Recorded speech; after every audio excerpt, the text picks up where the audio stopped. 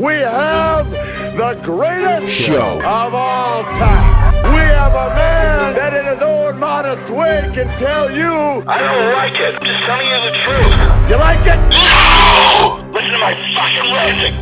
Listen to what you do to me. I don't believe you anymore. Unjustifiably in a position that I'd rather not be in. Hosted by this guy that ran with every woman that would have him from the time he was 15. You like it? Yeah. You want one? And 90,000 people watching. Woo! In my moment of glory. Yeah, no, I'm living a nightmare. I don't trust you.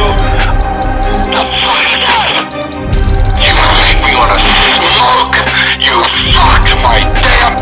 Justin Draven. Wow, Mr. Sarcasm. Move this man! Today I got time, cuz.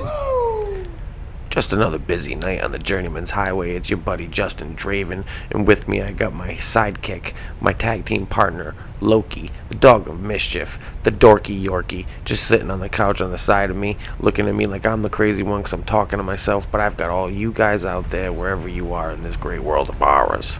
That's right, I said ours, because as co-inhabitants, or cohabitants, you know what I'm trying to say, as people as one race, the human race, we all live on this planet and we should all come together. And as our first act of a united race, we should come together and protect Jim fucking Ross. Has anyone seen his latest Twitter? I don't know if it's the first or second time he fell, but the first time I saw that he had a little black eye, it was above his eye. Now his whole eye is black and welded shut. What a story, Mark. Somebody get this man a traveling nurse. Get him some assistance. Because if he's at the age where he's bruising easily, like a fucking apple, it might be time to let him go, people. Let him ride off into the sunset. Because I'd rather see my hero fade away than to burn out. I'd rather not have the bad memories of him. I'd rather remember him as the ass-kicking voice of wrestling. The greatest commentator of all time. I don't want to see this broken down old man. And that hurts me to say. Because much like everybody else, I was ecstatic when he came on to AEW as the lead commentator. I was ecstatic because, hey, we got some more Jim Ross and they're going to put him on TV and they're going to let him do his thing. And then he started fumbling. And then it started getting more frequent. And then he got cancer. And now he's falling down and hurting himself. I don't know, guys. It might be time to let him retire in peace. Move this man! We gotta. And like I said, it sucks to say because he is the voice of wrestling. But we have Tony Schiavone. Oh, you didn't know? Who, if I might say, has not lost a step. He's still great. He's still great. Listening to him on AEW makes you realize how good he was in WCW. And I don't say that as a slight to JR. Because in his prime, I think JR would wash the floor with any wrestling commentator in their prime. And that's just my opinion. Maybe it's because I grew up with him. But there's not many people like that. There's a handful of commentators that are awesome. Jim Ross, Tony Schiavone, Bobby Heenan, Gorilla Monsoon, Jesse Ventura, and Vince McMahon. That's it. You got a couple of other ones. Taz is good. Jerry the King Lawler is good. I liked Tom Phillips. Michael Cole is okay. Corey Graves, he's getting there. He reminds me a lot of Bobby Heenan. Or he tries.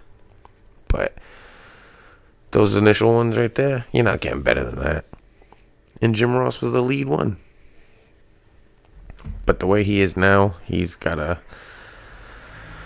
call it a day. Work on the backstage. Be the talent, the head of talent like you were in WWE. Teach Tony Khan about some structure, quote unquote. Because if there's a structure problem, maybe you need some proper people in the backstage. Not just the Young Bucks and Cody running amok. But that's just an opinion. I don't want people freaking out, thinking that that's like some sort of scoop. But I would like people to band together and sign some sort of petition for Tony Khan to either get Jim Ross a 24-hour assisted nurse or put him on a backstage role. He can't be on TV anymore. He's tired. And it's not his fault. You know what I mean? Life happens. But put him on a backstage role. I can't tolerate to see him like that anymore. It's depressing. He just doesn't have it anymore. And that's unfortunate to say and to hear, but it's the truth. Get him in a backstage role. Keep him busy. Don't, release him or anything, but retire him from television. He's had it. You know what I mean? And I know what they say, once you retire and you slow down, you know what I mean? You start to go downhill, but keep him employed, keep him around, because he can still be viable to the company in a backstage role. As for commentary, might be time to hang up the headphones. And speaking of going downhill, a bunch of AEW favorites have been going downhill, at least in the perception of the fans, because they haven't been on TV, and there's already been problems with a bunch of the talent, which got me thinking, who's going to be the contracts that Tony Khan doesn't renew? And I have a few thoughts, and they might not be who you think. I'm thinking Marco Stunt, which I think a lot of people are thinking. I'm thinking Brian Cage is gone. He's already unhappy with the company. He hasn't been on TV. I think he's gone. He doesn't want to be there anymore. I think they're going to get rid of the Best Friends, with exception to Orange Cassidy. I don't think they'll get rid of Orange Cassidy. I think the Best Friends are done. I don't think they're going to get re-signed. I don't think Private Party's going to be around. I don't think a lot of the Japanese talent is going to be around. That's just a hunch. I think Kip Sabian is gone. They'll probably keep Penelope Ford. I think he's gone. I think they'll get rid of Joey Janela. I think they'll get rid of Griff Garrison. I think they would be silly to get rid of Santana and Ortiz. But I don't think Hager's going to stick around.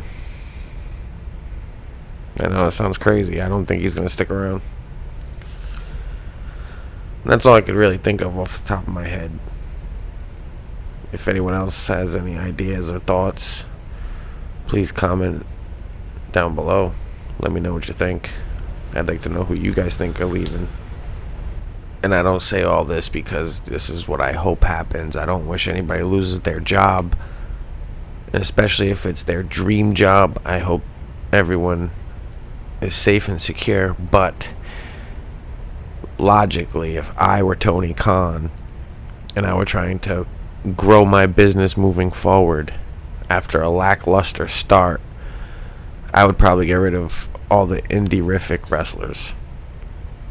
I think this first 2 to 3 years that AEW has been around has been a learning experience, and I think Tony Khan has learned on the job that the indie formula does not work on a national base. And that's true. It doesn't. Sometimes it does.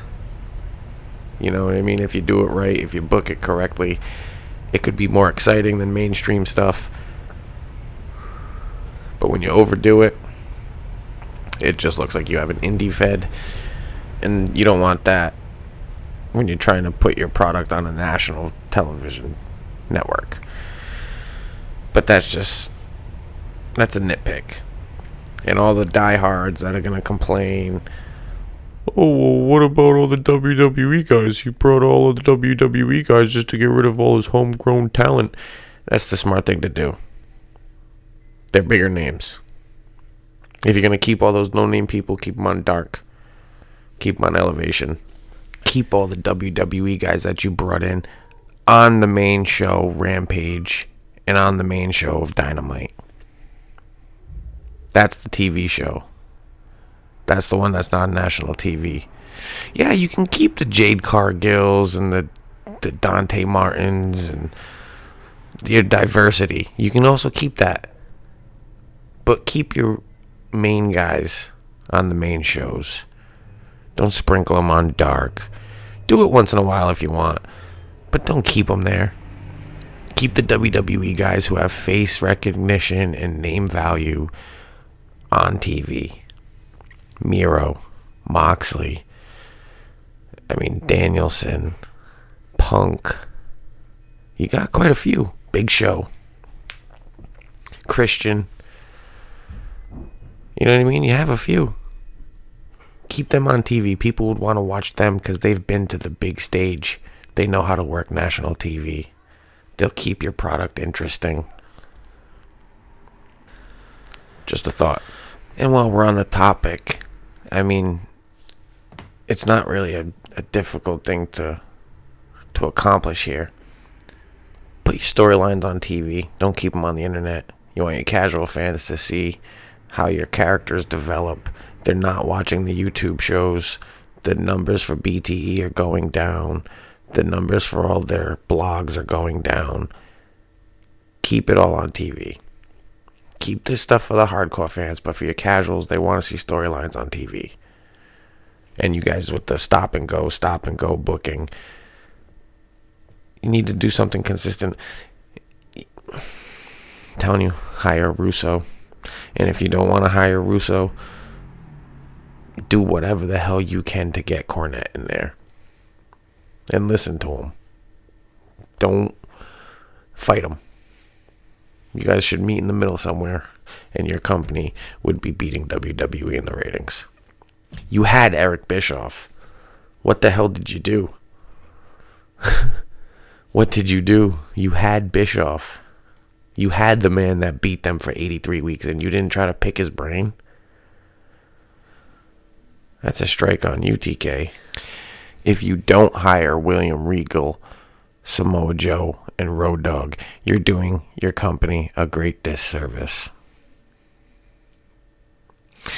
And speaking of which, here's the conspiracy part of me coming out.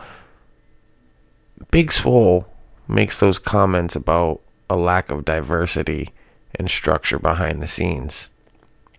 WWE releases their behind the scenes people who are responsible for keeping structure.